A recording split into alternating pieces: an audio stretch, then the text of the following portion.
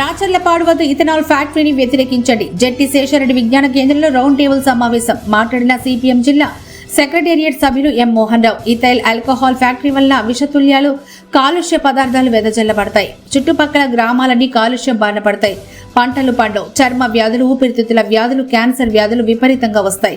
పంట పొలాలన్నీ సర్వనాశనం అవుతాయి. పంట దిగుబడి తగ్గిపోతుంది. ఫ్యాక్టరీకి వాడేటటువంటి నీటి వల్ల వ్యవసాయ పంటలకు నీటి కొరత ఏర్పడుతుంది. ఇఫ్కో ఎరువుల ఫ్యాక్టరీ కట్టేందుకు ఉద్దేశించబడింది. అక్కడ ఎరువులు ఫ్యాక్టరీ నిర్మించలేదు. కనీసం వ్యవసాయ ఆధార పరిశ్రమలైనా నిర్మించాలి. కిసాన్ సెజ్ లో వ్యాపార పరిశ్రమలు పెట్టడం దుర్మార్గం.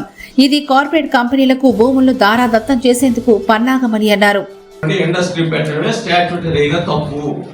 ఒకవేళ నువ్వు పెట్టినా కేంద్ర పర్యావరణ శాఖ అనుమతి ఇవ్వాల్సిందే. కానీ చదువుకున్నాడు కాబట్టి ఆయన ఏం చెప్తున్నాడంటే, వాళ్ళ దాంట్లో ఈ గాలిలో కలిసే వాయువుల్ని చేయాల్సింది. కాబట్టి ఈ రెండింటిని కూడా వాళ్ళు చేయలేదు అని అన్నారు. జనరల్గా మనం ఇప్పటి వరకు కూడా మనం ప్రభుత్వానికి, ప్రభుత్వ విధానాలకి వ్యతిరేకం కాదు. ఏ రాజకీయ పార్టీ సారనేది. రెండవది, కిసాన్ సెజ్ అనేది ఈ కమ్యూనిస్టులకి లేదా రైతు భాగ్యానికి జనాన్ని చూస్తున్నారంటే, అసలు కాలుష్యం రిపోర్ట్లో ఇప్పుడు అమెరికాలో కూడా ఇథనాల్ ఫ్యాక్టరీ ఉంది. అమెరికాలో కూడా ఇథనాల్ ఫ్యాక్టరీలు పెట్టారు.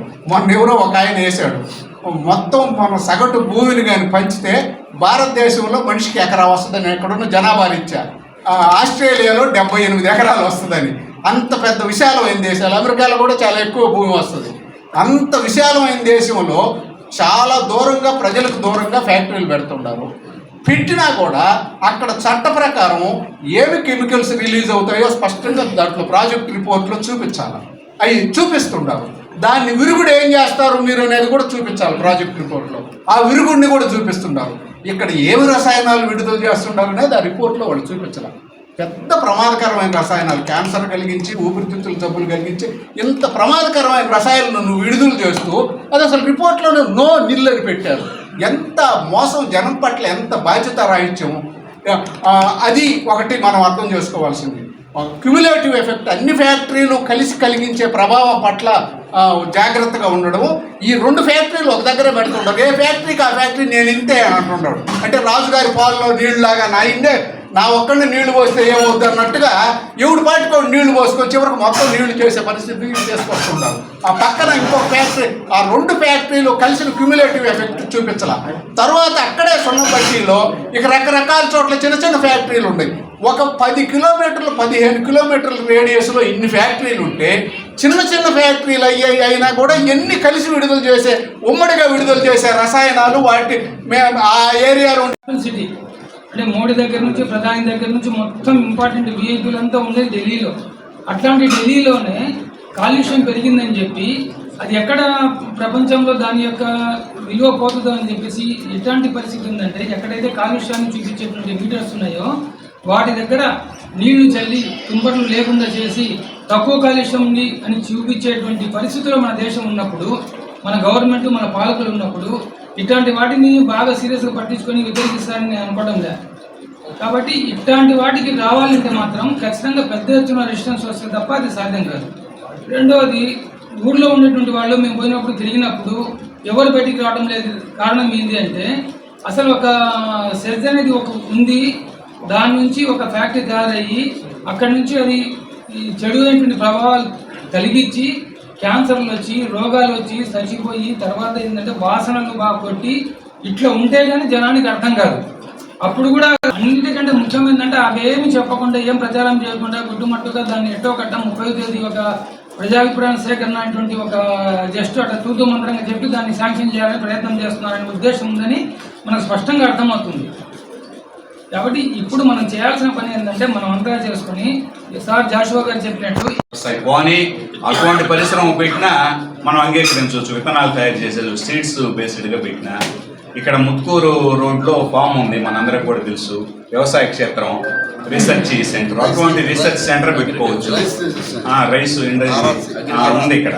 అటువంటి ఇంకా పెద్ద స్థాయిలో రీసెర్చ్ సెంటర్స్, వ్యవసాయ ఆధార పరిశ్రమలు, వ్యవసాయ క్షేత్రాలు, రీసెర్చ్ సెంటర్స్, ఇటువంటి వ్యవసాయ ఆధారంగా పెట్టుకునేటువంటి వాటిని మనం స్వాగతించవచ్చు. అందుకని ఈ గవర్నమెంట్కి మనం ఆ పద్ధతులు విజ్ఞప్తి చేయాలి. ఇథనాల్ అనేది మామూలుగా మన వాళ్ళు చెప్పారు, ఇథైల్ ఆల్కహాలు, మెథైల్ ఆల్కహాలు, క్లోరోఫాము, డైజోఫాము, ఇవన్నీ విష వాయువులు వెదజల్లేటువంటి కంపెనీలు. మనకి కాలుష్య ప్రభావం చిన్న చిన్న మన అనుభవాలే ఉన్నాయి. ఎన్టీఎస్ ఉంటే 30 మెగావాట్లు తయారు చేసేటువంటి ఎన్టీఎస్ ఉంటే దాని బూడిద ఆ గాలి ఎక్కడికి వచ్చేదో మనం చూసాము. ఏది 30 మెగావాట్లు. ఆ 30 మెగావాట్ల నుంచి 3000 మెగావాట్లకు వచ్చింది. మనం జెన్కోనే 2000, పక్కన ఉండేటువంటి కంపెనీలన్నీ ఒక 5-6 వేల మెగావాట్ల కంపెనీలు ఆడికి వస్తే వాటి ప్రభావం ఎట్టుందో మనం చూస్తూ ఉన్నాం. అది కేవలం బొగ్గు గాలేది. బొగ్గు గాలితే కార్బన్ డైఆక్సైడ్ వస్తుంది, దుమ్ము ధూళి వస్తుంది. దానికే ఎంత ప్రభావమో మనం చూస్తూ ఉన్నాం. ఊళ్ళు ఖాళీ చేసేటువంటి పరిస్థితి వచ్చేసింది. మా ఊళ్ళని ఖాళీ చేయండి అని జనాలు మొరపెట్టుకునేటువంటి పరిస్థితి వచ్చింది. జనాలే నేలటూరు గ్రామస్తులు ఆ గ్రామాన్ని చుట్టుముట్టాయి. ఆ పక్క జన్కో, ఇంకో పక్క మగొండం, గాయత్రి పేర్లు మారిపోయి సెమ్కార్పుగా మారిపోయింది. మళ్ళీ ఈ ఫ్యాక్టరీలన్నీ వచ్చి మా ఊరిని ఖాళీ చేయించండి అని గ్రామస్తులే మారుపెట్టుకునేటువంటి పరిస్థితి వచ్చింది. కేవలం కార్బన్ డైఆక్సైడ్ అంటే బొగ్గు వల్లనే కృష్ణపట్నం పోర్టులో ఉండేటువంటి బొగ్గు నిల్వలు, ఐరన్ ఓర్ ఎగుమతి, దానివల్ల వచ్చేటువంటి దుమ్ము ధూళి, దానివల్ల వచ్చేటువంటి ఈ కాలుష్యంతో చర్మ వ్యాధులు, శ్వాసకోశ వ్యాధులు, క్యాన్సర్ల బారిన పడి అక్కడ పంటలు పండకుండా ఉండేటువంటి పరిస్థితి అన్ని మనం చూసాం.